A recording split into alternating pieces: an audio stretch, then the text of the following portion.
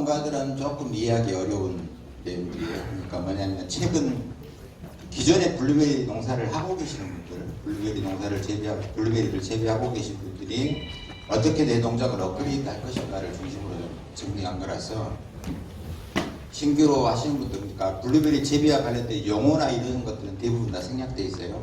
그러니까 블루베리 재배하면 제일 어려운 게 뭐냐면 농업과 관련된 용어를 모르다 보니까 힘들어요. 용어만 이해하면 금방금방 이해할 수 있는데 용어를 모르다 보니까 힘든 건데 일단은 여러분들이 새로 이제 시작한 지 얼마 안 되신 분들은 용어를 모르면 그냥 메모만 해보세요. 그러면 집에 들어가서 인터넷 네이버에 물어보면 다 알잖아요. 그래서 일단 용어를 모르시면 메모만 해놓고 아 무슨 말인지 내가 감을 잡겠다 이렇게만 생각하시고, 기존에 재배하고 있는 농가들이 이제 답답한 것들이 좀 있어요. 그러니까 기존에 재배했던 방식과 전혀 다른 이야기를 저는 할 거거든요.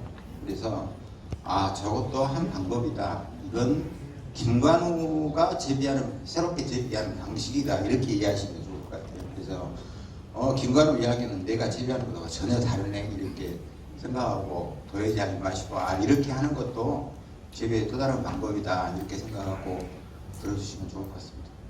안 띄워지나요?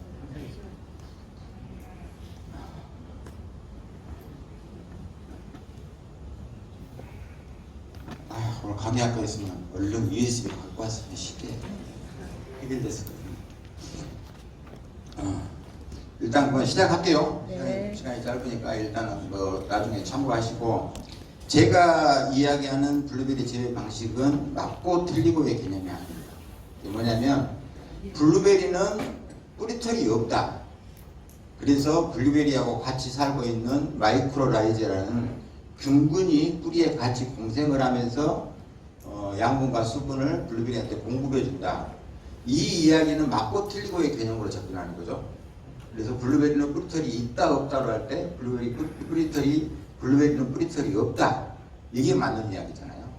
그래서 맞고 틀리고의 개념이 이런 거고, 제가 이야기하는 건 다름의 개념이에요. 예를 들면 닭을 키우는데 계란을 만들기 위해서, 계란을 생산하기 위해서 닭을 키우는데 어떤 농가는 방목을 해서 닭을 키우면서 유정란을 생산하고 있어요. 또 어떤 농가는 그렇게 하지 않고 조그마한 케이스에 닭을 집어넣고 말 그대로 공장처럼 달걀을 생산하는 농가가 있어요.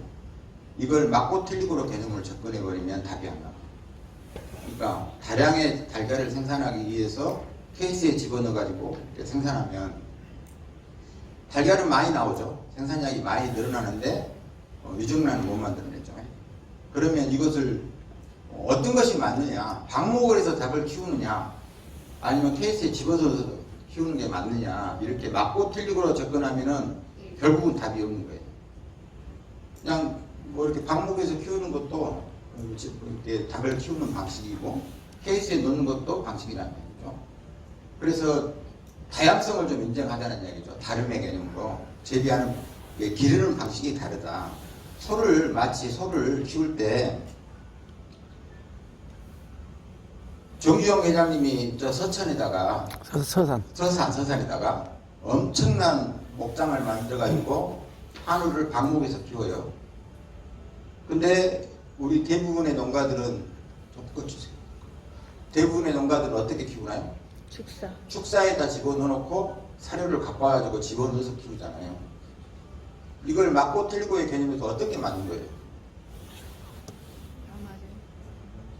다 맞죠? 둘 다 맞아요.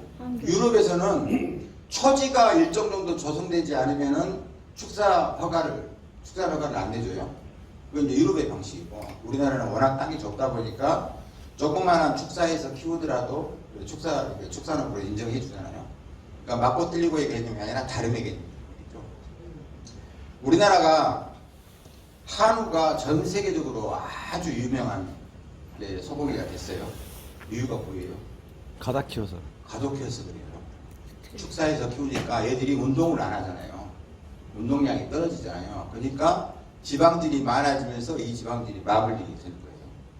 그러다 보니까 우리가 먹었을 때 아주 부드러운 소고기가 만들어지는 거잖아요.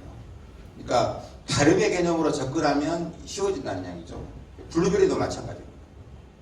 우리가 지금까지 배웠던 블루베리 재배 방식에서는 나무하고 나무 사이의 간격을 얼마나 둘 것인가. 여러분들 나무하고 나무 몇 미터 띄울까요?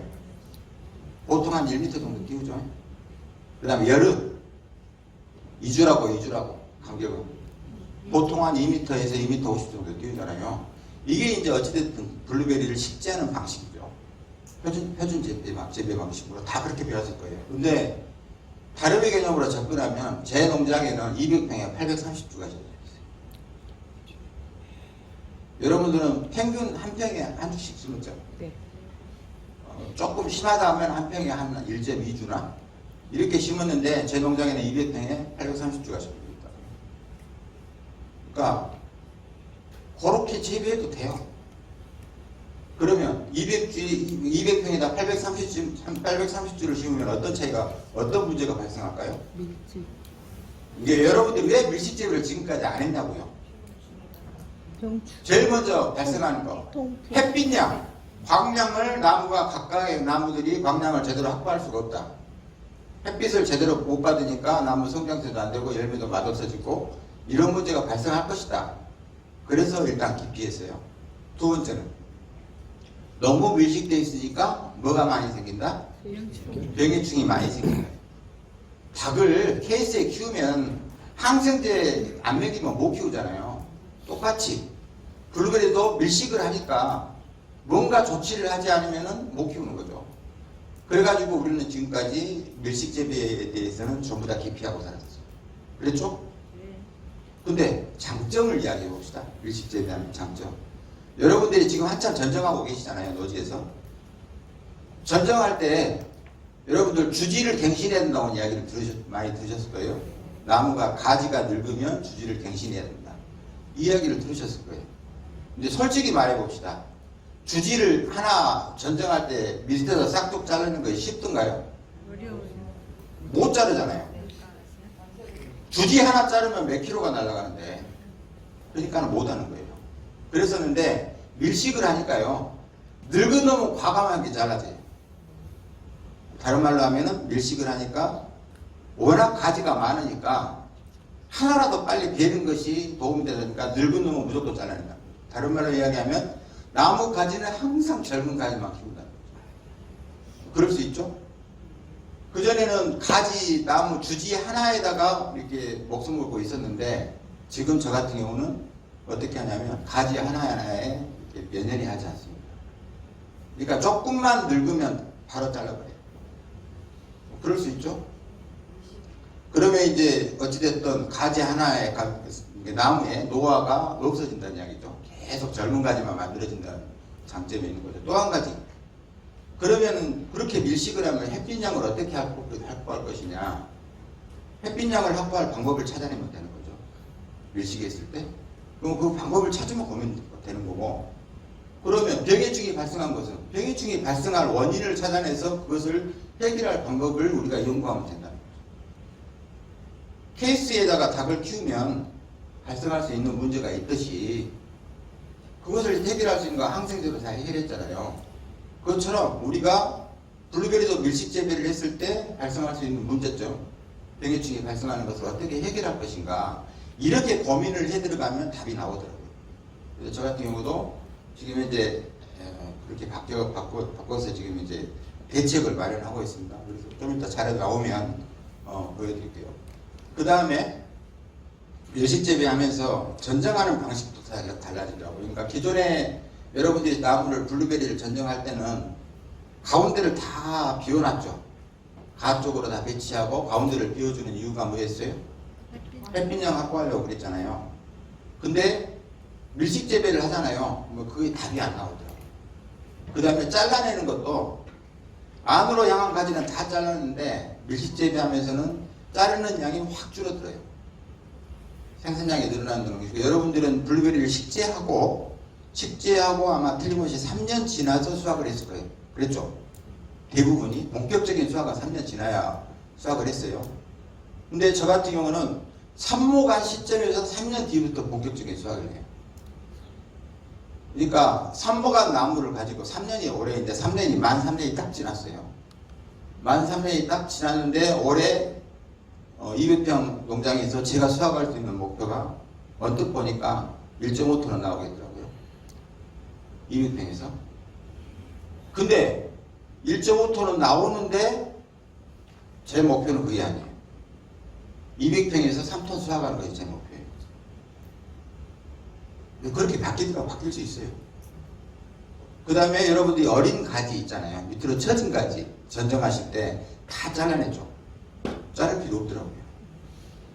예전에 오레곤주 유립대에서 발표된 논문을 자세히 봤더니 거기에가 어린 나무에서 꽃눈을 제거한 것과 꽃눈을 제거하지 않은 것과 생산량의 차이가 4년 지나니까 차이가 없더라고요. 똑같더란 얘기죠. 지금까지 우리는 3년간 헛수고한 거예요. 꽃눈을 안 잘라도 되는데 다 꽃눈 제거해가지고 나무 키운다. 나무 수세를 확보하려고 다 잘라냈어요. 근데 자를 필요 없다고 결론을 내려놨어요. 그 주립대에서. 우리는 그걸 다 간과하고 지나갔던 거죠. 그래서 지금 같은 경우는 아주 가늘고 얇은 밑으로 처진 가지도 전부 다 저는 열매를 달고 있어요. 문제 없더라고요. 밀시가니까. 나무의 수세에 대해서 고민하지 않으니까 그런 거죠.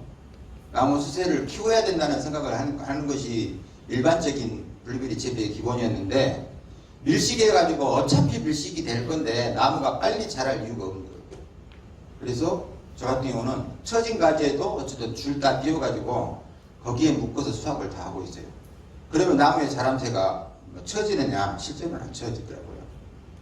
3년 된 나무가 이만큼 커 있어요. 지금 저한테 제 농장에서 3년 된 나무가 이만큼 커져 있고 생산량도 엄청나요. 근데 그거 전정도 안 해요. 저는 그런 나무 너무 젊으니까.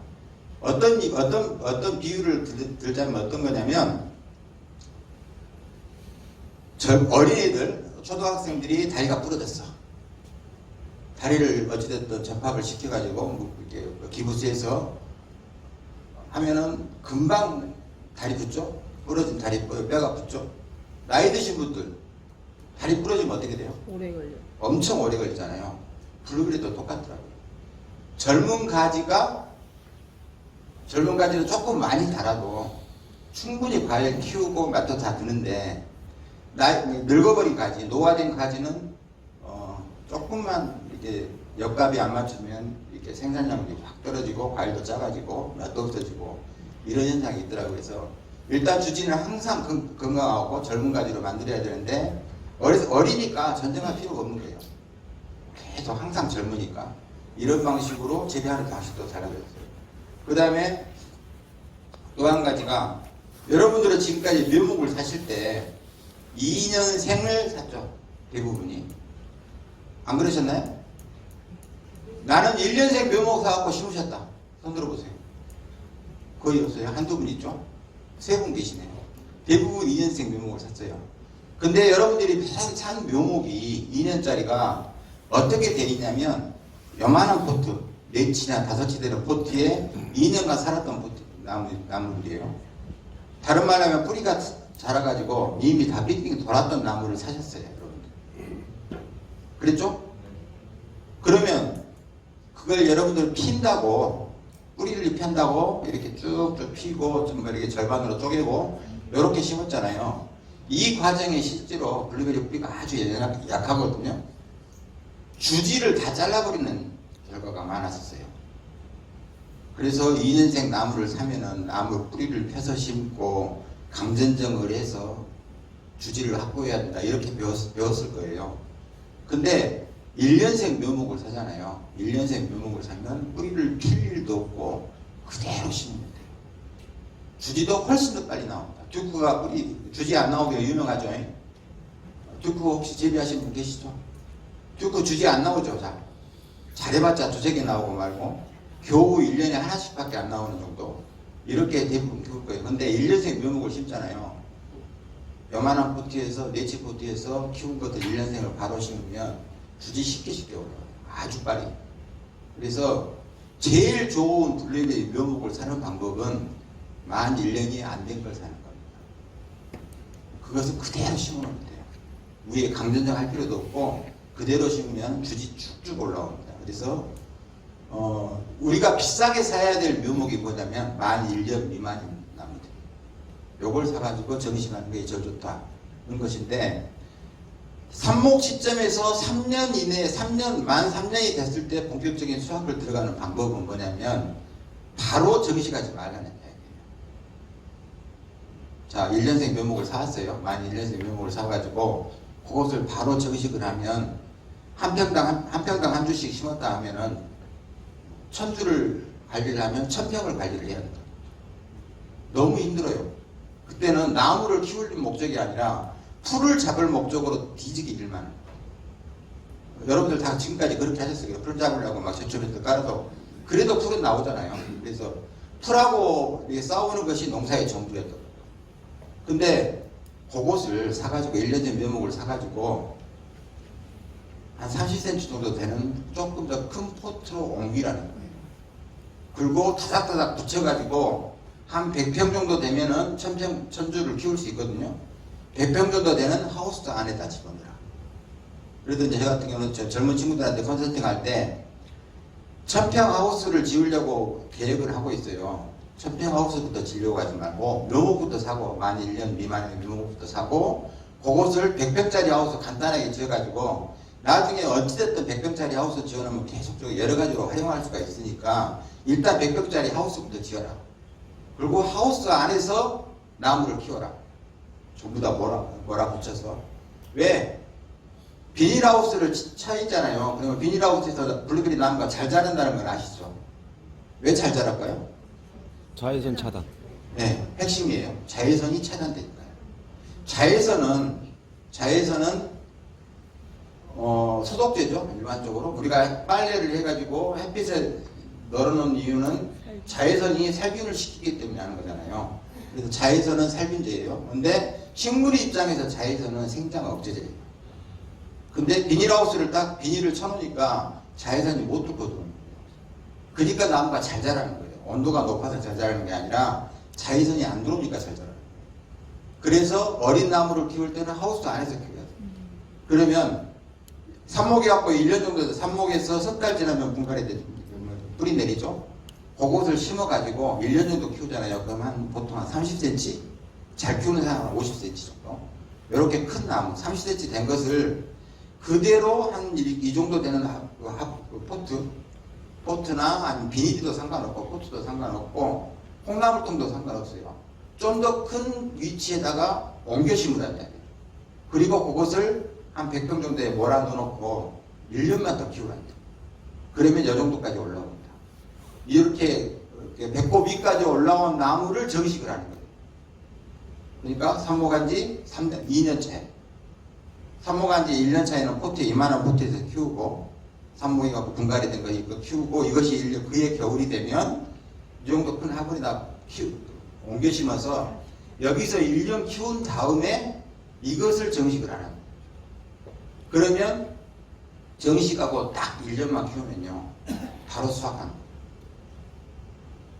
그러면 기존에 삽목 기준으로 해서 5년 뒤부터 본격적인 수확을 했던 것을 지금은 삽목 기준으로 3년 뒤부터 바로 수확이 들어가는 거죠. 그렇게 재배하는 방식으로 좀 바꿀 필요가 있겠다는 것이죠.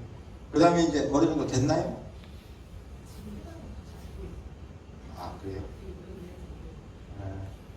그래가지고 그렇게 재배하는 방식도 좋겠다는 생각이 들고, 자, 밀식 재배를 했을 때 발생할 수 있는 병해충의 문제 어떻게 해결할 것인가, 광량 확보를 어떻게 할 것인가, 이것과 관련해서는 제가 했던 것이 V자형 지주로 만들자. 나무의 수용을, 지금까지 블루베리 수용을 어떻게 만들 것인가에 대해서는 블루베리는 관목이다 보니까 할 필요 없다. 그냥 나무 가운데만 뻥 뚫어줘라. 햇빛이 깊숙하게 들어갈 수 있게. 이런 형태로 수용을 잡는 것만 이야기를 했었는데, 저 같은 경우는 밀식을 하면서 V자형으로 다 바꾸자. 그래서 고추대 있죠. 고추대를 V자로 꽂아가지고 양쪽으로 다 잡는 거예요. V자로 꽂고 줄 띄워가지고 양쪽으로 다 V자로 벌려주는 형태죠. 주 목적이 뭐냐면 모든 열매는 통로에서 있게 하라 해요. 사람이 블루베리 막 익은 거 찾으려고 거기 끼고 대고 안으로 손 집어넣고 이렇게 할 필요 없이 모든 열매를 다 통로 쪽으로 빼는 거예요. V자형으로 다 빼가지고. 그러면 사람이 다니는 통로에서만 수확을 주로 하겠죠. 깊이 손 안 넣고. 이렇게 하다 보니까 여러분들 아마 블루베리 수확철에 수확을 하면 한 사람이 최대 수확량이 한 30kg 정도 평균적으로 그랬을 거예요. 더 넘으신 분 있었나요 혹시? 나는 하루에 수확하면 50kg를 수확한다. 있어요? 이승화 회장님만 그러시 손 드시네요. 충남 서천에 가서 봤더니 밀식재배 농장을 봤더니요. 한 사람이 하루에 80kg를 수확 못하면 그 다음날 못 나오게 해요. 비결이 뭐냐고 물었더니 과일 70%가 익었을 때 수확하는 사람이 들어간대요. 물러지지 않느냐? 물러지면 안 나온다. 대부분이 다 안 물러지고 오랫동안 이렇게 한 3번째 정도 들어갔을 때는 물러지는 것이 나오지 처음에는 안 나온다고요. 70% 정도 익을 때까지 물러지는 게 안 나온다고 하더라고요. 그래서 거기는 그렇게 수확을 한다 그래요. 제 농장에서 봤더니 그렇게 V자형으로 벌려가지고 모든 열매를 통로 쪽으로 배치를 했더니요. 그냥 놀면서 수확을 해도 50kg가 나옵니다. 그러니까 하루에 수확량이 훨씬 더 많아지는 거죠. 그냥 훑어내는 거예요. 가면서 쭉 통로만 있으니까. 이런 방식으로 재배하는 것도 새로운 방법이지 않나 하는 생각이 들어요. 그러니까 그러면 이게 하우스에서나 가능하지 노지도 가능하냐 이렇게 많이 여쭤보시더라고요. 노지도 밀식재배 할 수 있어요. 오레곤 주립대에서 밀식재배에 대한 실험을 할 때 핵심이 뭐였냐면 노지에서 밀식재배 했던 실험을 했었어요. 그래서 생산량이 어떤 차이가 있냐면 4년차 됐을 때 오레곤 주립대에서 묘목을 심어가지고 4년차 됐을 때 생산량이 밀식재배한 것하고 그 다음에 제식거리와 표준재배한 것하고 비교를 해봤더니 밀식재배한 것이 생산량이 2배가 나와요. 그러니까 표준제식거리 했을 때 300평에서 1.5톤 수확을 했어요. 총량이. 근데 밀식재배를 했더니 3톤이 나온 거예요. 근데 오레곤 주립대에서는 결론을 어떻게 내렸냐면 밀식재배를 하면 3년차 되니까 주당 생산량이 똑같더라. 큰 차이가 없더라. 한 주당. 한 주에서 생산하는 생산량이 밀식재배를 하나, 간행재배를 하나, 표준재배를 하나 한 주당 생산하는 생산량이 큰 차이가 안 생기더라 했어요. 결론이. 그러니까 미국은 넓은 땅이잖아요. 블루베리 농가 하나가 우리는 기본이 1000평이에요. 그죠? 대부분이 다 1000평인데 미국은 한 농가가 10헥타르 이렇게 재배를 해요. 거기에서는 밀식 재배를 하면 입간 날짜가 엄청 빨라지는 거죠. 그러니까 그렇게 재배하는 것이 미국의 방식이었다면 그렇게 재배하는 것이 미국의 방식이었다면 우리나라 같이 땅 좁은 나라에서는 미국의 방식이 안 맞다는 얘기예요. 오레곤 주립대에서는 미국의 기준으로 미국에 재배하는 농가를 기준으로 하다 보니까 표준 제식거리를 심어야 생산량이 높아지고 효율이 높아진다 이렇게 결론 내려진 거예요. 근데 우리나라처럼 좁은 땅에서 블루베리 농사를 짓고 있고 1000평 내지 2000평 갖고 1년간 먹고 사는 문제를 해결하려면 미국처럼 한 평당 한 주씩 심어가지고 답이 안 나와요. 동물복지처럼 식물복지 이야기해버리면 좀 답이 안 나오죠. 근데 식물복지보다 제 생각에는 생산량을 더 높이는 것이 목적이다 이렇게 본다면 달라질 수 있다는 것이죠. 그렇게 해서 하는 방법도 좋겠다 싶죠.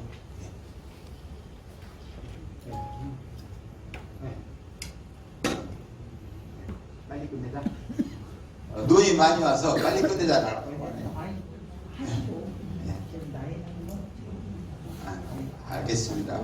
아무튼 쭉 넘어가 봅시다. 제 소개도 아까 다른과 관련된 이야기 그 사진이에요.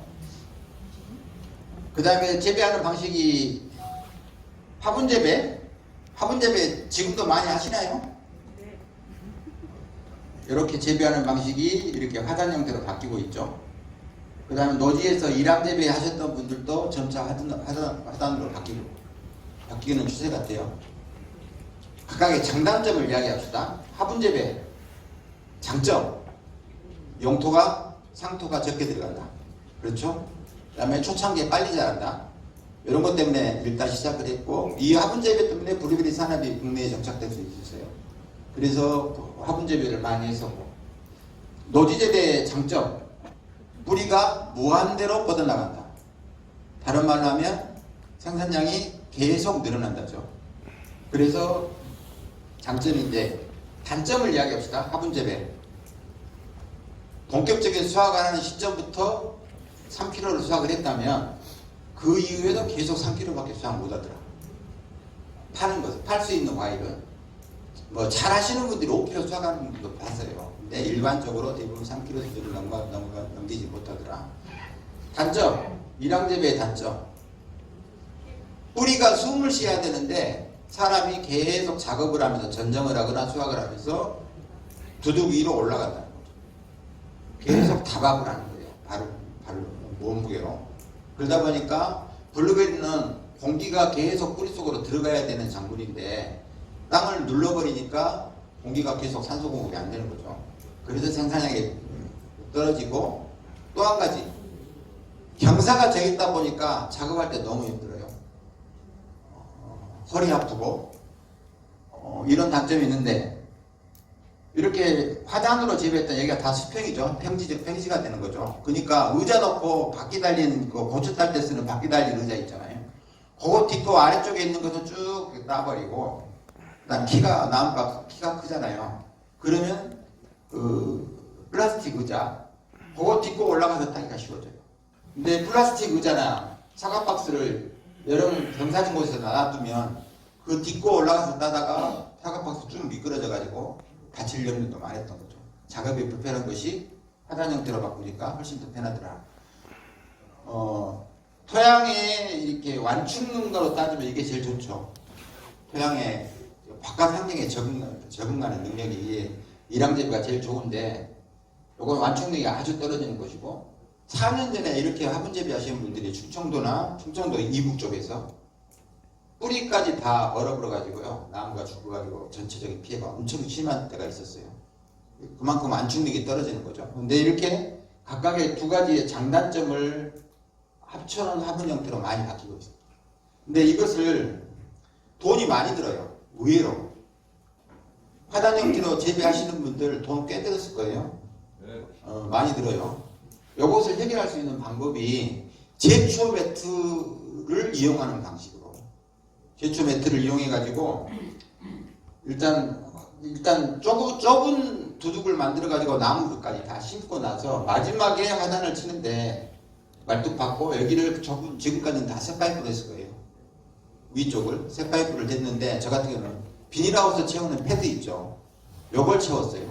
그 다음에 아래쪽에서 이렇게 상토 유실을 막기 위해서 아래쪽에는 와이어를 띄웠어요. 아래쪽에다가 와이어로 고정을 했어요. 이렇게 해가지고 해봤더니, 이 자료는 이제 혹시나 나중에 화단으로 만드실 분 좀 참고하세요. 이렇게 해가지고 했더니, 그 전에 새 파이프 띄워가지고 했던 것에 비해서 한 절반 정도는 비용이 줄어들더라고요. 그렇게 하고, 그 다음에 화단을 만들기 위해서 가해 칸막이를 대부분 지금까지 썼던 것이 그 비닐하우스 연동 만들 때 위에 물바지 있죠. 그걸로 많이 했었는데, 그걸로 하지 않고 제초 매트를 썼더니 비용이 확 줄어드는 거죠. 그렇게 해서 만들었더니, 이쪽 과정에서 이렇게 쭉 띄웠더니 비용이 많이 줄어들어서 좀 보기는 싫어요. 깔끔하고 아예 이제 멋있게 만들어야겠다는 하시는 분들은 이렇게 하면 안 되겠죠. 근데 기본적으로 상토를 잡는 역할로만 보면 이렇게 해도 그렇게 보기 싫지는 않더라. 그리고 이 수명이 제 생각에는 15년, 20년은 가는 것 같더라고요. 제초 매트가 의외로 오래 갑니다. 이렇게 트럭이 바퀴를 막 틀어가지고 찢어지지 않는 이상 이렇게 고정시키는 역할로는 꽤 오래 가더라고요. 그래서 이런 방식으로 하면 훨씬 더 비용이 절감되면서 효율도 높아지지 않겠나 싶고요. 상토와 관련된 이야기 잠깐 지나가기 전에 말씀드릴게요. 피트모스하고 펄라이트 조합으로 상토를 만들었을 때 1루베를, 피트모스 1루베를 만드는데 8만 원 정도 들어갑니다. 1루베라는 것이 가로 세로 높이 해갖고 1m, 1m, 1m 이게 1루베잖아요. 그렇게 만드는데 8만 원 정도 듭니다. 근데 소나무 숲비를 썼더니 4만 원으로 줄어들더라고요. 화순 기준으로. 저기 군산에서 출발해가지고 화순까지 도착가를 기준으로 또 같은 용량으로 봤을 때 일루베에 한 4만 원 정도밖에 안 됩니다. 비용이 절반 드는데 저 같은 경우는 피트모스를 언제 쓰냐면 삽목할 때 피트모스하고 펄라이트를 7대3 정도로 섞어가지고 삽목 시점에서는 씁니다. 왜냐하면 삽목할 때는 비료기가 아예 없어야 삽목이 잘 돼요. 비료기가 있으면 안 됩니다. 다 죽어버리죠. 그래서 삽목할 때만 써요. 그리고 삽목이 끝나면 분갈이 하는 시점부터는 아예 피트모스 안 써요. 그리고 소나무 숲이만 집어넣습니다. 그리고 이때부터 비료를 집어넣어가지고 키웁니다. 비료 넣어가지고 이렇게 키워서 하는 건데 그렇게 비용이 좀 줄어들더라는 이야기 말씀을 드리고 이것도 이제 시설로 갈 것인가 말 것인가 요즘은 추세가 다 시설로 가는 추세예요. 전반적으로 최소한 비관리는 것도. 왜냐하면 하나님이 우리 안 도와주니까. 안 도와주잖아요. 오늘 총회도 안 도와주잖아요.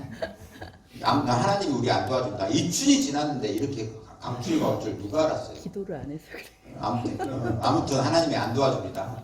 그래서 자연재해에 대비할 수 있는 방법, 물론 하우스 씌우면 또 자연재해 또 걱정해야 되죠. 눈 많이 오면 걱정해야 되는데 눈이 많이 오고 바람이 세게 불고 이래가지고 하우스에 지어놓으면 걱정거리다 이렇게 생각하면 안 되는 것이고 눈이 많이 오면 해결할 방법을 찾아야지 이렇게 접근하면 해결될 수 있는 거죠. 저 같은 경우는 눈 오면 무조건 하우스 문 닫아놔요. 그러면 해가 조금만 나도 다 내려져 녹아내리죠. 이런 방식으로 해결할 방법을 찾자는 것이죠. 그래서 일단은 당장 돈이 묘목값도 비싼데 하우스까지 또 지으라고 어쩔지 모르니까 일단 반듯하게 심어놔야 돼요. 노지에서 재배하더라도 일단 반듯하게 만들라고 내 땅은 삐뚤빠뚤 해가지고 도저히 그렇게 못 심는데 그러더라도 일단 반듯하게 심을 수 있는 것만큼은 심어 놓으시라고요. 그 다음에 나중에 하우스 지어야겠다고 판단되면 그때 해도 안 늦는데 이미 뿌리 내려가지고 정착이 된 상태에서는 이렇게 나무에 땅의 지형에 맞게 심어놨다 그러면 그때는 늦어버려요. 다시 포크레인 돌아가지고 다시 파갖고 정렬해야 되니까 어쩔지 모르니까 일단 반드시 심으면 돼요. 제가 처음 시작할 때 전라남도 화순이라는 곳은 남부 하이브씨를 재배할 수 없는 곳이라고 교육을 받았어요. 남부종 못 심는다고 다 죽을 거라고. 그래가지고 북부종을 심었어요. 뒤지게. 근데 오로지 저는 이제 북부종 심으니까 북부종만 이렇게 열심히 키웠죠. 그러다가 우연찮게 주변 사람들이 남부종을 심어서 그것을 남부종을 몇 개 심어봤어요. 맛을 봤더니요. 북부종의 대표적인 일반적인 북부종의 맛은 새콤달콤한 블루베리 맛이죠. 대부분이 새콤달콤합니다. 남부종은 전체적으로 맛을 평가하자면 상큼달달한 것 같아요. 제 느낌에. 근데 이 새콤달콤과 상큼달달함이 어떤 차이가 생기냐면 북부종은 한 사람이 평균적으로요. 물론 많이 드신 분도 있지만 한 자리에서 100g 이상 먹기 참 힘듭니다. 새콤달콤한 이 신맛이 오랫동안 먹기 힘들게 하는 것이 있어요. 그래서 북부종은 새콤달콤한 것을 한 사람이 100g 먹기가 참 힘들더라. 근데 남부종은요. 한 사람이 그 자리에서 500g 먹어버려요. 실제로 그러더라고요. 근데 남부종 가지고 이렇게 택배를 보내봤는데 제 친구들이 이렇게 인사상 어쩔 수 없이 한 번씩 이렇게 택배 주문을 해주는데 그 전에 북부종을 키울 때는 한 번 주문하면 땡이에요. 그 해가 지나가는 거였어요. 근데 남부종으로 보내니까요. 어떤 차이가 생기냐면 야, 나 갔더니 퇴근하고 갔더니 다 먹어버렸더라. 다시 보내라. 재주문이 들어오더라. 그래서 남부종 바꿔야겠다 해가지고 지금 저희 농장 전체 다 남부종으로 싹 바꿨어요. 그러니까 북부종을 기존에 키우셨다면 전체를 한꺼번에 못 바꾸잖아요. 천천히 바꿔나가요. 새로운 품종들 많이 나왔죠. 새로운 품종 사실 때 뭐 이승 회장님 묘목하시니까 좀 죄송하지만 제발 좀 많이 사가지고 몰빵하지 마세요. 신품종에 대한 정보, 재배 기술에 대한 정보가 없는 상태에서 몰빵을 하면 조금 위험합니다. 그래서 신품종은 어르지 많이 속았잖아요, 솔직히. 품종 좋다고 이렇게 업자들이 소개하면 그거 가지고 다 심었는데 수확하는 3년 지난 다음에 맛보니까는 맛이 형편이 없어. 아니면 물러. 면목업자한테 물러주라고 할 거예요. 안 물러주잖아요.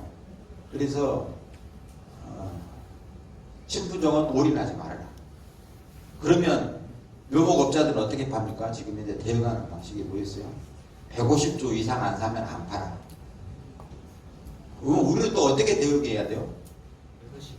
연구회에서 모여가지고 한 사람이 대표로 사는 거예요. 담양에서 이 강의를 했더니 담양의 그 회장님께서, 연구회 회장님께서 우리 연구회에서 나눠 쓰려고 하는데 150조만 좀 팔아달라. 묘목업자들이 팔겠어요. 그래가지고 목사가 한참 예목하고 겨우 사셨는데 한 사람이 대표로 사가지고 나눴었어요. 그렇게. 왜냐하면 많이 속았으니까요. 왜냐하면 그 묘목업자가 속인 게 아니에요, 사실은. 학자들은 그렇게 정리를 해놨어. 대부분 맞거든요. 예를 들면 북부종 중에서 리버티라는 품종을 갖고 이야기해 봅시다. 미국에서는 리버티가 최고의 품질이었어요. 유명했습니다. 과일 크고 맛있고 생산량도 괜찮고 그래갖고 리버티가 유명했었는데 우리나라에 오니까 완전히 맥을 못 추고 팔 것이 없어요. 제가 리버티 키우면서 단 한 번도 팔아보지 못했어요. 왜? 미국은 날씨가 온 건조한 날씨예요. 병해충이 훨씬 더 강한 날씨라는 거죠. 나무도 잘 자라고. 근데 우리나라 날씨는 어떻게 돼요? 한여름철에 온 다습한 날씨잖아요. 습기에 노출되어 있으니까 금방 불러지고 금방 병해충도 많이 달라붙는 날씨라는 거죠. 이 자연 환경 자체가 다른 조건. 그 다음 미국은 모래 땅이에요, 대부분이. 우리나라는 진흙 땅이에요. 환경 자체가 다른 상태에서 미국에서 검증됐다고 해서 우리나라에서 좋은 품종이 또 나오는 건 아니에요. 그러니까 묘목업자들이 잘못한 게 아니라 그렇게 발표된 것이 우리나라에 들어왔더니 안 맞는 거예요. 우리나라 환경에. 그렇게 이해하시면 될 것 같고 새로운 품종들도 그렇게 고민해서 들어가는 게 좋을 것 같아요. 최근에 태무진이라는 품종이 이제 많이 농가들한테 보급됐어요. 근데 농가들이 보급하면서 어떤 문제가 생겼냐면 너무 잘 죽더라요. 태무진이. 그래가지고 심지어 제주도에서 3,000주를 샀는데 1,500주가 죽었다는 이야기를 들었어요. 근데 전국 평균으로 한 30% 정도 죽은 것 같아요. 그래서 태무진이 그렇게 인기를 끌다가 갑자기 사라졌어요. 근데 이제 올해 작년이죠. 작년에 처음 태무진 맛을 제가 봤거든요. 그 중에서 일부는 죽고 일부는 잘 자랐고 일부는 그럭저럭 자랐고 이랬는데 제가 키워보니까 태무진이 정말 잘 죽어요. 근데 집사람이 뭐라고 했냐면 저한테 작년에 태무진 맛을 보고 죽더라도 키워야겠다 이렇게 얘기했어요. 자 이제 예를 들어 이야기합시다. 신틸라 많이 키우시죠? 네. 신틸라가 우리나라에 몇 년도에 들어온 줄 아세요? 2012년도에 들어왔어요. 2012년도에 들어왔는데 인기를 못 끌었어요. 지금까지. 왜냐하면 다 죽여버렸으니까. 아니면 다 못 살거나 이랬었는데 경남 김해에서 신틸라를 키우면서 대박을 쳤어요. 보냈다면 최고가가 계속 나오는 거예요. 가락동에서. 도대체 뭐냐 했더니 신틸라였어요. 그래가지고 신틸라가 하우스에서 잘 크구나. 이래가지고 하우스에서 키우면서 점차 확대가 됐죠. 노지에서는 참 잘 안 크더라. 근데 하우스에 들어갔더니 참 잘 크더라. 그때 우리가 간과했던 게 뭐냐면 반상록성인 블루베리의 특성을 우리가 전혀 몰랐던 거죠. 블루베리는 당연히 가을에 낙엽질 것이다 이렇게만 생각하고 키우다 보니까 신틸라의 특성 자체를 모르다 보니까 우리 농가들이 제대로 못 키웠던 거죠. 요즘은 신틸라 품질 좋게 잘 나오고 있잖아요. 이게 품종의 품종별로 특성을 이해하니까 확대가 되는 거예요. 그래서 신틸라는 키우기 힘들지만 그래도 키워야 될 것. 왜? 최종적인 산물 블루베리가 소비자한테 갔었을 때 상품 가치가 나오는 거잖아요. 그래서 키우기 힘든 것은 우리들 몫이에요. 농민들 몫이라는 거죠. 근데 만들어진 생산품은 우리 몫인가요? 소비자들 몫이잖아요. 소비자가 선택하는 거잖아요. 그래서 소비자가 선택했을 때 좋은 품질, 요것을 선택해야 한다고. 그러니까 우리 집사람이 죽더라도 심으라 하는 이유가 뭐냐면 최종적인 산물이 좋으면 심어야 된다는 이야기죠. 그 과정에서 힘든 것은 우리 몫이고. 그래서 저 같은 경우도 해무진을 어찌됐든 단점이 있음에도 불구하고 키워야 된다. 최근의 품종 중에서 왕방울이라는 품종 있잖아요. 메가블루, 깨비에서는 메가블루라고 하는 거.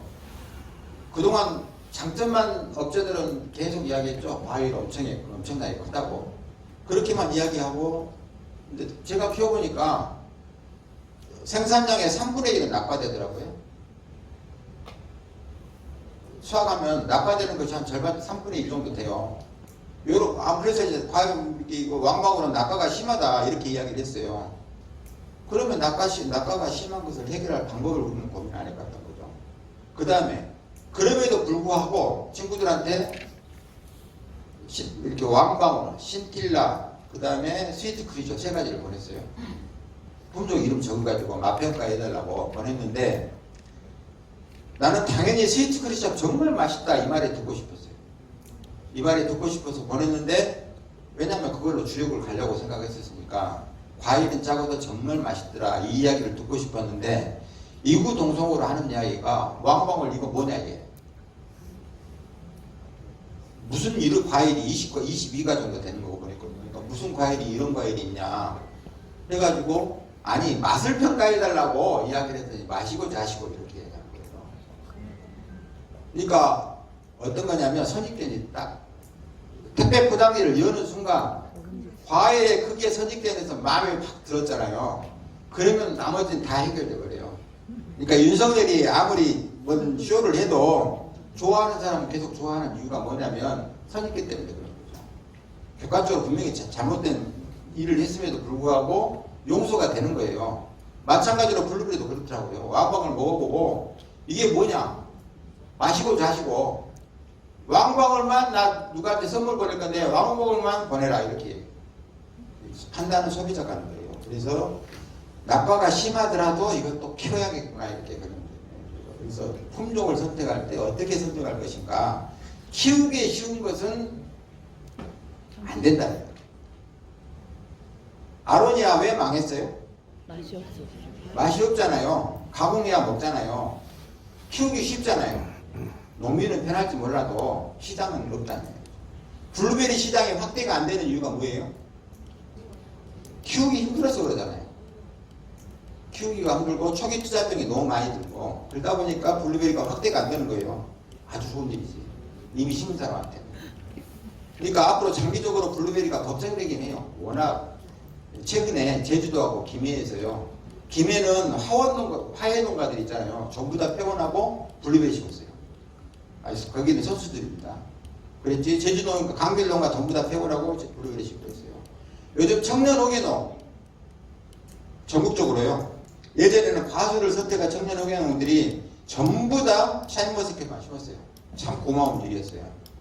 근데 샤인머스켓이 가격이 바닥치니까 어떻게 바뀌었어요? 전부 다 블루베리 달라드네. 미치겠어요.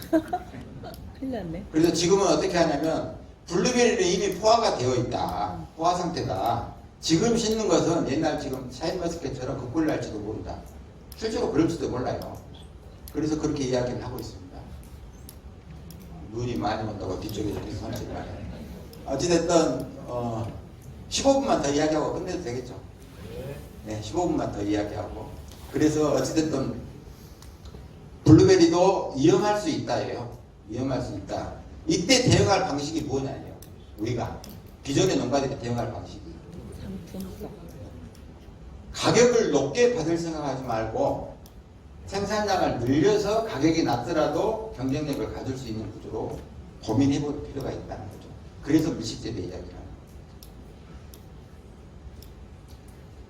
거예요. 이것이 이제 최초로 제가 밀식재배 현장을 갔었던 농장인데 한 평당 몇 킬로 수확하냐 그랬더니 15킬로 수확하냐고. 이게 이 나무가 몇 년 된 나무 같아요? 사람 170 정도 되는 분이에요. 이 나무가 몇 년 된 것 같아요?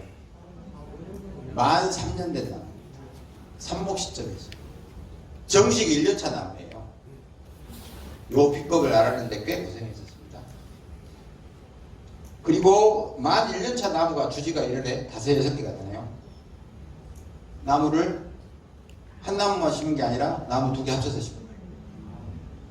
제가 200평에 800주를 심었다는, 830주 심었다는 이유가 뭐냐면 나무 2개 합쳐서 심은 거예요. 그것도 나무 간격을 60cm고. 그러니까 800주가 들어가죠. 이렇게 재배해가지고 단위 면적당 15kg를 수확을 해요. 만 1년차에, 정식 1년차에. 근데 어떻게 그럴 수 있느냐 그랬더니 이렇게 비결들을 하나씩 이야기하는 거예요.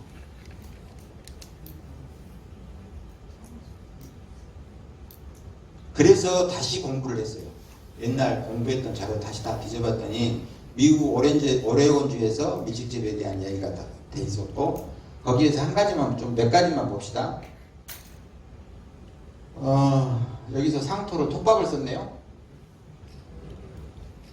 피토무스 많이 나오는 미국에서 톱밥 썼어요. 톱밥을 쓰면서 나타난 문제. 초기에 질소 기하현상이 일어나니까 질소를 많이 줬죠. 초창기에. 질소를 많이 줘서 키웠고, 45cm 간격으로 한 주씩 심었던, 한 300평에 740주 심은 곳, 1.2m 간격으로 해서 300평에 270주.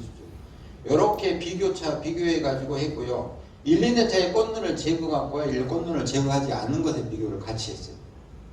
그 결과, 꽃눈을 제거한 거나, 꽃눈을 유지한 거나, 총 생산량의 차이가 별로 없더라. 그러니까 여러분들이 지금까지 3년간, 정식해놓고 3년간 나무를 계속 꽃눈 따냈어요. 허짓거리 했다는 이야기예요.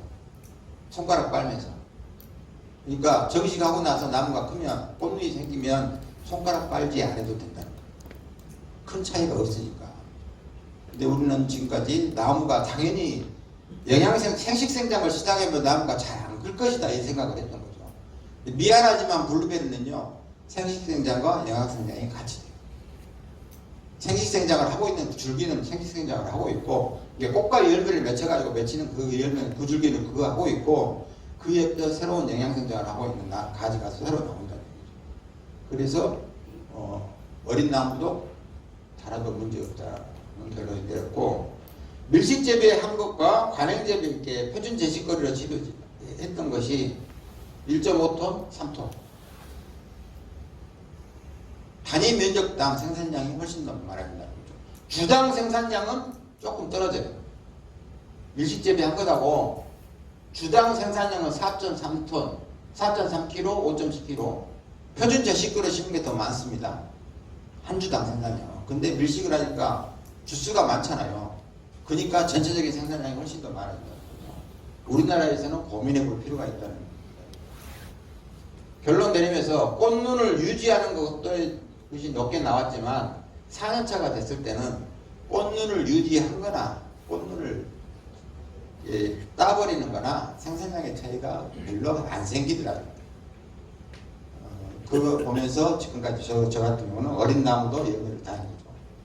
그렇게 했었습니다. 이게 장흥의 이승화 회장님이 제 이야기를 듣고, 야 간우야, 나는 해봤더니 나도 모르게, 이승화님 묘목을 많이 키우시고 묘목을 많이 판매하시잖아요. 그러니까 나도 모르게 내 농장은 밀식이 돼버렸다.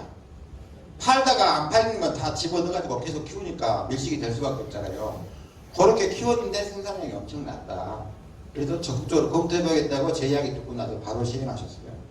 이게 뭐냐면 정식하고 그 다음에, 그러니까 1년 이렇게 큰 화분이 있잖아요. 이 큰 화분에서 하우스 안에서 1년 키운 것을 정식한 거예요. 그때 5월 달에, 작년 5월에 제가 찍은 사진입니다. 이 사진이 작년 9월에 갔을 때, 10월 24일에 갔을 때 이 정도 컸어요. 사람 먹고 찍은 이유가 얼마나 컸는지를 보여드리려고 사람 먹고 찍었습니다. 내년에 본격적인 수확할 수 있겠죠. 이 정도 수준이면 가능하다는 이야기죠. 대안입니다. 광량을 확보하고 공기소통을 원활하게 하기 위해서, 공간을 만들어주기 위해서 고추 지지대를 꽂고 V자로 꽂고 유인줄을 띄워가지고 나무 수영을 V자로 벌려주는 거예요. 이렇게 해야 모든 열매를 통로에서 수확할 수 있는 거죠. 이런 구조로 바꾸면 밀식 재배했을 때 발생할 수 있는 문제를 해결할 수 있다는 이야기죠. 그 이야기 하고, 열을 동서로 만들 것이냐 남북으로 만들 것이냐, 가장 이상적인 것은 남북으로 만드는 겁니다. 과수는. 왜냐하면 남북으로 만들어야지. 자, 굴광성이란 것은 특성이 있어요. 식물은 햇빛 보고 자라잖아요. 햇빛 쪽을 향해서 자란다는 거죠. 여러분들이 전쟁하면서 가운데를 뻥 뚫어놨더니 좋은 가지는 전부 다 가운데로 향해. 햇빛이 많으니까 햇빛을 더 많이 확보하기 위해서. 그것처럼 굴광성이라는 것이 있기 때문에 남북으로 심어야 나무가 골고루 자라요. 그래서 열을 만들 때는 남북으로 열을 만드는 것이 과습이 좋습니다. 그 다음에 한여름철에 너무 뜨거울 때 있잖아요. 앞에 있는 나무가 그늘이 돼줘가지고 뒤쪽이 선선해져요. 그러니까 여름철 스트레스를 많이 안 받는 거죠. 근데 내 동작은 동서로 길게 돼 있는데, 그러면 어쩔 수 없어요. 동서로 열을 만들 수밖에 없죠. 작업의 원활함을 위해서. 동서로 만들 때 수영을 잡는 방식은 달라져야 됩니다. 어떻게 달라져야 되냐면, 남북열로 돼 있을 때는 가지를 다 양쪽으로 똑같이 비슷한 운동하게 바꿔주면, 벌려주면 되는 거예요. 근데 열이 동서로 돼 있을 때는 가장 잘 자란 가지는 전부 다 북쪽으로 배치해요. 그러면 전부 다 남쪽으로, 새로운 나란 가지는 남쪽으로 자라죠. 그렇게 해서 수영을 잡을 때 V자형이더라도 남북열일 때는 양쪽으로 벌려주면 되지만, 동서열일 때는 큰 가지를 북쪽으로 배치를 해줘야 햇빛양을 더 많이 받을 수 있다는 거죠. 이것도 전정하는 방식이 달라진 거죠. 자, 어린 나무에다가 이렇게 V자로 갈려주고, 어린 나무 때 요겁니다. 예전에는 여러분들은 이 가지, 가늘고 약한 땅에 쳐질 수 있는, 열매가 달렸을 때 땅에 닿는 가지를 다 버렸어요. 잘라냈죠. 근데 유인줄을 띄워놓으니까, 유인집게로 딱 잡아버리니까 땅에 떨어질 일이 없는 거죠. 이렇게 해서 어린 나무도 열매 달라는 얘기죠. 전정하는 방식이 완전히 달라졌죠. 어린 가지는 전부 다 잘라내고 안에 가운데 다 파주는 것으로 그동안 전정을 했지만, 햇빛을 많이 보기 위해서 그랬었는데, 어린 가지에도 이렇게 유인줄 띄워놓으니까 열매 달아도 문제가 없다는 얘기입니다. 그 다음에 안으로 향했던 가지를 우리는 지금까지 다 잘라냈죠. 근데 안으로 향한 가지가 이상하게 좋은 가지가 많아요. 잘라낸 가지를 이제는 유인줄이 있으니까 밖으로 잡아 빼기만 합니다. 잘라지는 것이 많이 없다 보니까 생산량이 그만큼 더 늘어나겠죠. 이런 방식으로 재배하는 것도 방식이죠. 일단 봐보세요. 이렇게 쭉 해놓으니까 주요 꽃들이 전부 다 통로에가 있잖아요. 그러니까 이후에 수확할 때도 수확하는 하기가 훨씬 원활하죠. 그래서 수영을 V자형으로 딱 일단 가운데를 다 벌려줍니다. 전부 다 가지를 바깥으로 다 유인해가지고 빼는 거죠. 이렇게 해가지고 아래쪽은 다 환하게 뜯어주고, 이거 성목을 이미 자라버렸던 성목을 V자의 수영으로 바꿔나가는 과정입니다. 열었던 가지가 그 해에 주 가지들, 좋은 가지들은 또 전부 다 가운데로 차게 돼 있어요. 햇빛이 많으니까 그쪽 보고 자라는 거죠. 야들이 하는 일이 무슨 일이냐면, 그 해에는 광합성을 많이 해가지고 탄수화물을 만들어서 열매에 보내달라는 이야기예요. 그 일을 하는 거죠. 그러니까 예를 들면 전부 다 이쪽이 북쪽입니다. 이쪽은 햇빛양을 많이 못 받을 거 아니에요. 대신에 야들이 만들어진 광합성産물이 열매 쪽으로 갖다 준다는 거죠. 이동을 시켜주니까. 그래서 이렇게 벌려주면 그 해는 또 우거지지만, 그러면 새로 여러분들 경험으로 이미 열매를 단 가지는 점점 빨리빨리 늙어가잖아요. 그러면 요 바깥에서 늙은 가지 잘라내고 안에서 젊은 가지를 바깥으로 다시 빼주는 거죠. 이런 형태로 계속 해나간다면 생산량을 유지하면서 나무는 항상 젊게 키울 수 있다는 거죠. 그것도 한 방법이다. 모든 열매는 통로에서 있게 하는 방식. 자, 유인줄을 띄워놓으니까 통로를 안 막죠. 일식을 하더라도 통로를 안 막습니다. 그러니까 통로를 안 막은다는 이야기는 다른 말로 하면 공기소통이 원활해지니까 병해충 발생을 줄일 수 있다는 거죠. 그러니까 대안으로 제가 말씀을 드리는 겁니다. 물론 이름에도 불구하고 병해충은 표준 제식거리로 심은 것보다는 많을 거예요. 감안해서 약체하죠. 그렇게 고민하면 단위 면적 땅 생산량을 훨씬 더 높일 수 있는 방법이지 않을까 싶어서 말씀을 드립니다. 이쪽에서 자꾸 신호를 주시네. 눈이 많이 온다고. 여기까지만 할까요? 어떨까요? 눈이 많이 왔어요. 회장님 어떻게?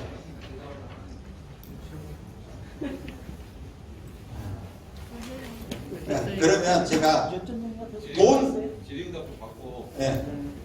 아니 한 가지만 더 해요. 돈 적게 네. 돈 적게 들면서 2달 당기는 방법만 알려드릴까? 네. 되죠. 아까 이거 제가 이제 하는 방식이에요. 이렇게 삽목에서 4월달에 분갈이 하고 그 다음에 분갈이에서 1년 키운 것을 다시 큰 화분에다가 옮겨서 심는 거죠. 이렇게 옮겨서 나무 2개 합쳐갖고 심죠. 이렇게 심어가지고 이렇게 한 상태에서 1년 키우고 1년 키우면 이 정도까지 자랍니다. 요것을 정식 안 하네. 이렇게 몰아서 키우면 노지에다가 1000평을 관리할 것을 100평만 풀 관리하면 된다는 얘기죠. 그리고 천천히 본토양 농장 이렇게 상토 조성해 놓고 심으면 되는 거죠. 이런 방식으로 하는 것이 효율적이지 않겠나 싶어서 말씀을 드리는 겁니다. 저 같은 경우는 제 농장입니다. 이게 삽목 한지 3년째, 작년. 만 3년이 안 된 나무예요, 이게. 올해 본격적인 수확을 합니다. 이렇게 하는 것도 새로운 방법이지 않겠나 해서 제안을 드려보는 겁니다. 다 넘어가고, 비용과 관련된 이야기 합시다. 어찌됐든 다 넘어가고요. 어디까지 가야 될까요?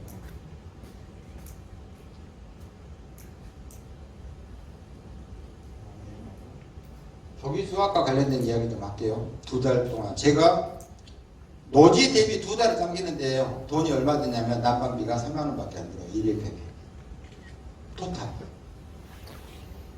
그 방법을 알려드릴 겁니다. 2달 일찍 수확하는데 하우스에서 3만 원. 아주 기름 한 말 드는 거죠. 시설이 완벽하냐? 비닐 2개밖에 없어요. 이중 비가림밖에 안 됩니다. 거기서 하는데 일단 이건 알아야 됩니다. 꽃눈이 죽지 않는 온도예요. 이게 영하 9도, 영하 5도, 영하 4도, 영하 2.8도, 영하 2.2도. 꽃이 만개한 시점에서 이 꽃이 죽지 않는 온도가 영하 2.2도예요. 근데 과수 중에서 생각해 봅시다. 사과, 배, 꽃이 어떻게 피어요? 전부 다 하늘 보고 피죠. 네. 그러니까 서리를 맞으면 죽어버리는 거예요. 근데 블루베리는 어떻게 피어요? 대부분이. 밑으로. 종으로 해가지고 밑으로 다 향해 있죠. 서리 빠져도 안 죽는 거예요. 그래서 영하 2.2도까지도 안 죽고 사는 겁니다. 그래서 한겨온도, 만개하는 시점에서 한겨온도가 영하 2.2도다. 그 아래로 죽으면 꽃이 죽는 거예요. 그래서 2.2도 이상으로 관리를 해야 돼요. 만개하는 시점에서. 근데 꽃눈이 움직이지 않은 상황, 꽃눈이 이제 움직이기 시작할 때 이때쯤에는 영하 9도까지만 관리를 해도 안 죽는다는 것이죠. 이 한겨온도는 꽃눈의 변화 정도에 따라서 알고 계셔야 돼요.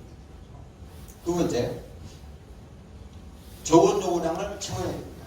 좋은 요구량을 꼭 채워야 됩니다. 안 채우면 극단적으로 이야기를 할게요. 극단적으로 안 채울 경우, 좋은 요구량을 제대로 안 채울 경우 수술이 불량해져요. 꽃가루가. 그래서 수분을 하더라도 수분이 되더라도 정상적인 수정이 안 되고 낙과돼 버리는 현상이 많이 발생합니다. 이제 학자들이 그렇게 정리해 본 건데, 실제로 좋은 요구량 안 채우고 일찍 가오면 아마 올해 제주도 틀림없이 그런 문제 생길 겁니다. 왜냐하면 작년 11월이 너무 더웠어요. 좋은 요구량 안 채워졌을 텐데 가온을 들어갔다? 그러면 낙과될 확률이 아주 높아요. 그래서 좋은 요구량 꼭 채워야 됩니다. 그래서 블루베리의 좋은 요구량을 채우는 정도는 2.5도에서 9.1도가 이 사이에 노출되어 있는 게 가장 좋습니다. 너무 더우면 마이너스 해야 돼요. 계속. 그것은 꼭 알고 계시라는 이야기고, 품종별로 좀 차이가 있죠. 빨리 넘어가겠습니다. 각각의 품종별로 좋은 요구량은 각각 다르더라 하는 것이고, 왕방울, 허가구에서는 좋은 요구량을 600시간으로 적어놨어요. 근데 메가블루, 깨비농장에서 파는 거, 메가블루는 좋은 요구량 300시간으로 적어놨어요. 뭐가 맞는지 모르겠어요. 내가 보기에는 품종은 똑같은 것 같은데, 뭐가 맞는지는 모르겠는데, 잘 모르는 것은 어쩔 수 없어요. 농장에서 해봐야 하지. 어쨌든 각각의 품종별로 좋은 요구량은 다르더라 하는 것이고, 어찌됐든 좋은 요구량을 제대로 못 채웠을 때는 수정 불량, 낙과 이런 것들이 이런 현상이 일어나더라는 거 아시면 될 것 같고, 요걸 체크해봤어요. 이번에 지금 센서를 달아가지고 아는 지인이 좋은 요구량 이것도 제대로 측정 못하냐 여기까지 그랬더니, 지금까지 블루베리가 시설에서 본격적으로 재배한 경우가 많지 않았기 때문에 좋은 요구량을 측정할 수 있는, 생육도율을 측정할 수 있는 것이 기회가 없었다 그랬더니, 아직도 그런 것이 개발 안 됐냐고 해가지고 해주셨어요. 그래서 올해 시험 재배를 해봤는데 각각의 센서, 여기는 뭐냐면 노지에다 비교 센서를 하나 달아놨고요. 이건 하우스에서 천장, 비닐하고 최대한 가깝게 센서 하나 달고, 보통 여기는 1m, 지상 1m 위치입니다. 나무가 수채의 기본 높이에다가 하나를 달고, 이것하고 이 센서하고 이 센서의 차이점이 뭐냐면, 이것은 위에 차광막을 안 친 상태입니다. 이것은 위에다 차광막을 쳐놓고 비교해봤어요. 그랬더니 어떤 차이가 났냐면, 일단 넘어갑시다. 쭉 각각의 센서가 어떻게 온도와 습도가 변화되는지 쭉 데이터가 나왔던 거고요. 1센서가 제일 먼저 채워졌어요. 노지에 있는 거. 노지에다 달아놨던 센서가 좋은 요구량이 제일 먼저 300시간에 도달했어요. 그 다음에 두 번째로 도달한 것이 뭐냐면 차광막을 친 거. 하우스 안에 차광막을 햇빛을 35% 차단했던 거, 이것이 두 번째로 도착했어요. 세 번째로는 그냥 차광막 안 치고 1m 위에다 센서 달아낸 데가 좋은 요구량 도착했고, 12월 10일 날 측정을 딱 30일 했는데, 12월 10일 날 하우스 높은데, 하우스 바로 근데 비닐 바로 아래, 거기다가 센서 달아놓은 데는 50시간도 안 채워졌어요. 그러니까 다른 말로 이야기하면, 시설을 지을 때, 블루베리 시설을 지을 때는 축고가 3m는 돼야 된다는 거예요. 그렇지 않으면 좋은 요구량 못 채워가지고, 축고가 낮으면 좋은 요구량이 제대로 안 채워져가지고 낙과될 확률이 못하는 이야기예요. 그래서 블루베리 재배할 때 축고는 가능하면 3m 정도가 올려주라는 얘기죠. 그러면 전체 온도, 전체 높이는 한 4m 정도 되겠죠. 그렇게 하우스를 지을 때는 높게 지으라, 이것을 알 수가 있었습니다. 그 다음에 이제 이거 쭉 나머지 자료는 좀 나중에 자세히 설명할 수 있도록 하고, 그 다음에 그 차광막을 친 센서하고 차광막을 안 친 센서하고 비교해봤더니요, 초기에는 좋은 요구량이 차광막을 안 친 게 더 늦었어요. 근데 순식간에 차광막을 치는 순간부터 역전하기 시작해가지고요, 훨씬 빨리 도착을 해서 하우스 주변에서 또 차광막도 쳐야 되네. 좋은 요구량을 채울 때는. 그것도 감안하셔야 돼요. 그래서 높게 지어놓으면 안에다가 이중도 할 수도 있고 컨텐츠도 할 수도 있고 차광막도 할 수 있는데, 애초에 일중 만들 때 낮게 지어놓잖아요. 그러면 아무것도 못합니다. 그것도 감안하셔야 돼요. 적산 온도와 관련돼서 생육도일 CDD라고 하는데요. 생육도일과 적산 온도하고 차이점이 뭐냐면, 일반적으로 1년 내에 작물 잡기가 끝나는 작물이 있잖아요. 이것은 적산 온도라는 개념으로 온도를 쌓는 겁니다. 그러니까 적산 온도는 일평균 온도를 계속 더하게 하는 거예요. 그래가지고 수확시까지. 그것을 적산 온도라고 합니다. 근데 과일은 적산 온도를 적용하지 않고 생육도일이라는 개념을 적용해요. 어떤 차이가 있냐면, 일평균 온도에서 5.5도를 빼요. 그러니까 오늘 18도에 있다 평균 온도가, 그러면 5.5도 빼가지고 12.5도를 더하는 거예요. 적산 온도는 18도를 더하는 거고. 그래서 생육도를 왜 이렇게 하냐면, 과수는 생육이 본격적으로 시작되는 최저 온도가 5.5도라고 이야기하는 거예요. 다른 말로 하면 병해축이 있잖아요. 곤충이 움직이는 최저 온도가 5.5도라고 해요. 그래서 생육도일이라는 개념, GDD라는 개념을 할 때는 이 곤충의 개념, 작물의 개념과 같이 동일해서 보는 겁니다. 그래서 5.5도 이상은, 5.5도를 빼는 이유가 그것 때문에 그렇습니다. 그래서 5.5도를 빼가지고 계산을 하는 것이 생육도일이에요. 블루베리 같은 경우는 이 생육도일을 기준으로 해서 GDD라고 합니다. 이걸 기준으로 해서 어느 정도 일정한 온도가 쌓여야만이 수확이 되는 거예요. 그래서 조생종은 한 800도일 이 정도 돼야지, 듀크 같은 경우는 800도일 정도 돼야지 수확이 되는 겁니다. 그 다음에 후쿠베리, 레비다이요. 레비다이 중에서 후쿠베리는 몇 도일? 1600도일. 그 2배죠. 이 정도 돼야 수확이 되는 겁니다. 이걸 알아야지 일찍 수확할 수 있다는 얘기죠. 각각의 품종별로 이 생육 도일을 알아야만이 일찍 수확할 수 있다는 거죠. 그러면 온도도 쌓아야 되고, 일단 좋은 조개랑 제일 먼저 채우는 것이 제일 먼저 할 일이죠. 좋은 조개랑 채우면 하우스의 온도 관리를 시작을 해서 그 다음부터는 생육 도일을 당기는 거죠. 최대한 빨리빨리 쌓아야죠. 온도를 쌓아가지고 당기는 방식으로 하라는 거죠. 그래서 이제 실험을 해봤더니 딱 결론만 이야기하고 다 과정 생략하고, 작년에 12월 22일 날 하우스의 온도를, 하우스 온도 관리를 시작을 했는데, 12월 22일부터, 재작년이죠. 12월 20일부터 하우스 온도 관리를 시작했는데, 난방을 한 게 아니에요. 하우스 문만 내립니다. 추워지면. 좋은 유랑 채우고 나서 하우스 문만 내려가지고 하우스 안에 온도를 관리를 하는 건데, 왜냐하면 그때는 꽃눈이 안 움직이는 시기니까 영하 9도 이상으로만 하우스 안에 온도를 관리를 하는 거예요. 난방해갖고 뭐 10도, 5도로 이렇게 관리하는 게 아니라 영하 9도 이상으로만 계속 관리를 해요. 근데 꽃눈이 계속 발달할 거 아니에요. 낮의 온도는 최대한 35도까지 올리고. 왜 35도까지 올리냐면, 일단 상식적으로 알고 있죠. 블루베리 생육 조건이 몇 도예요? 생육이 가장 잘 되는 온도 25, 6도라고 이야기해요. 근데 이것보다 훨씬 더 높은 35도까지 계속 하우스 문을 닫아놔요. 왜냐하면 겨울철에는 나뭇잎이 녹색 나뭇잎이라도 광합성은 거의 안 합니다. 겨울철에는. 그러니까 이 늙은 나뭇잎은 녹색이라도 광합성을 거의 안 하니까 무시하는 거고, 새잎이 전개되기 전까지는 35도까지 올려도 큰 문제가 안 생깁니다. 왜냐하면 여러분들 하우스에서 여름철에 몇 도까지 올라가던가요? 다 열어도 38도 40도 넘어가는 것도 있죠. 나뭇잎 타지던가요? 안 타죠. 안 타지잖아요. 그래서 최대한 올려가지고, 목적이 뭐예요? 온도를, 낮의 온도를 최대한 올리는 목적. 생육 도일을 채워야 되니까. 그래서 일평균 온도를 최대한 올리는 거죠. 대신에 저녁의 온도는 낮게 관리하지만, 최저 온도는 낮게 관리하지만, 대신에 그걸 상반돼서 낮의 온도는 최대로 올리는 거죠. 낮에 온도 올리는 거 누가 올려줘요? 하늘. 햇빛만 찌면 올라가잖아요. 그래서 그렇게 올리는 것이고, 밤에는 영하 9도까지는 난방이 안 되는 거죠. 이런 방식으로 작물의 생육 상태에서 따라서 쭉 관리를 하는데, 가을을 개시한 것이 1월 1일부터 했는데, 이때 최저 온도 영하 4도로 관리를 해야 돼요. 영하 4도로 관리해야 되니까 이때부터 난방을 시작을 했습니다. 그리고 최저 온도 영하 4도, 그 다음에 꽃이 완전히 폈을 때 0도로 관리를 했어요, 제가.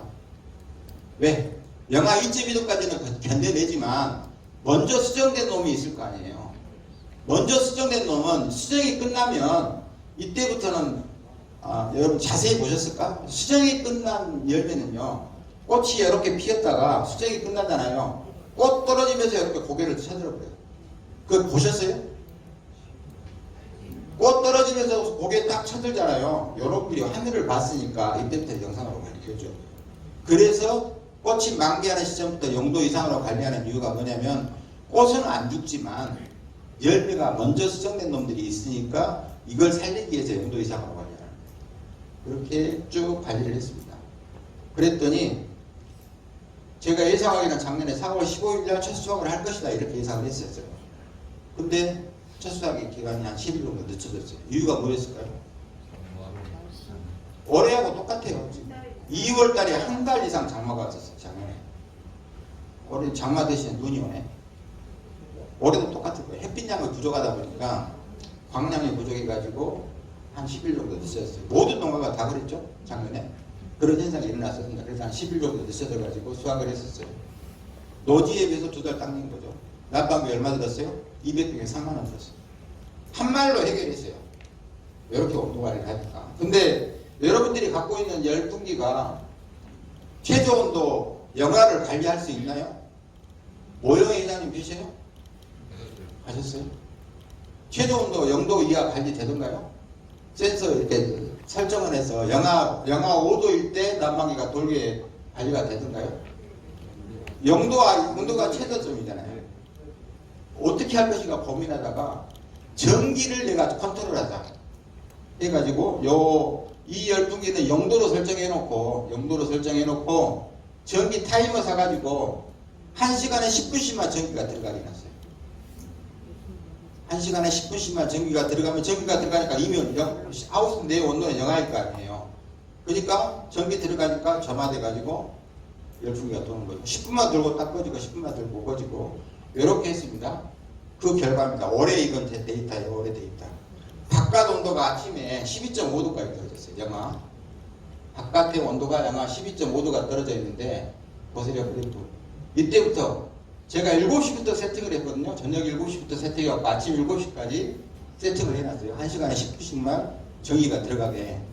그랬더니 내 영상에 있으니까 안 돌다가 영하로 딱 떨어지는 그 시점이 되니까 이때부터 10분 돌고 떨어지고 10분 돌고 떨어지고 이렇게 온도 관리 돼가지고 아침에는 최종적으로 아침에 가서 봤더니 영하 12도로 바깥 온도는 떨어졌지만 하우스 내의 온도는 영하 2.5도 위로 있는 거죠.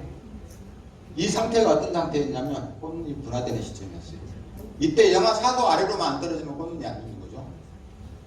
이렇게 관리를 하면 난방비도 적게 들고 수확시기는 확 당기는 거죠. 왜 이 이야기를 하냐면 수정이 된 다음부터는 제가 할 일이 별로 없어요. 수정이 된다면 무조건 영상으로 관리해야 되고 가능하면 5도가 넘게 관리를 해주는 것이 생명이 제일 잘 되는 거죠. 근데 꽃이 피기 전까지는 내가 최대한 빨리 당겨줘야 돼요. 여러분들이. 그러면 그 이후에는 인위적으로 조절할 것이 많지 못하는 거죠. 그 다음에 꽃이 펴가지고 수정이 되면 새 잎이 전개되잖아요. 꽃이 피는 시점에서 거의 비슷하게 꽃이 새순 나오기 시작하잖아요. 이때부터는 본격적인 광합성이 시작되기 때문에 온도를 30도 이상 올리면 안 돼요. 최저 온도 26도가 가장 좋은 거죠. 그래서 제가 할 일이 별로 없어요.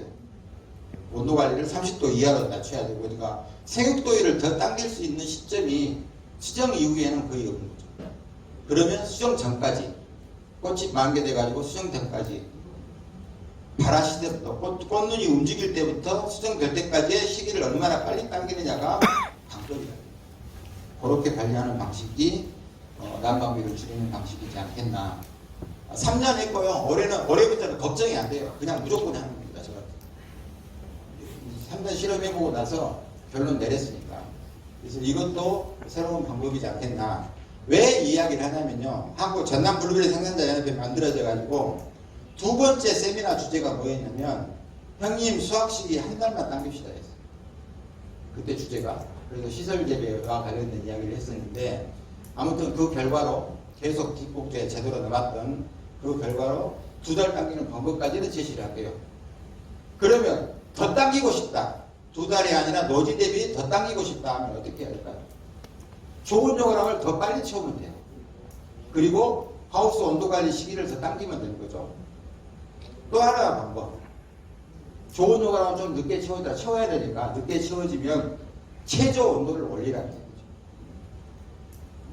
저는 영하 죽지 않게만 관리했잖아요. 죽지 않게가 아니라 꽃눈이 계속 이렇게 발달할 수 있는 온도로 0도 이상이든지 5도 이상이든지 이렇게 올려주면 당겨지는 거죠. 생육도율이.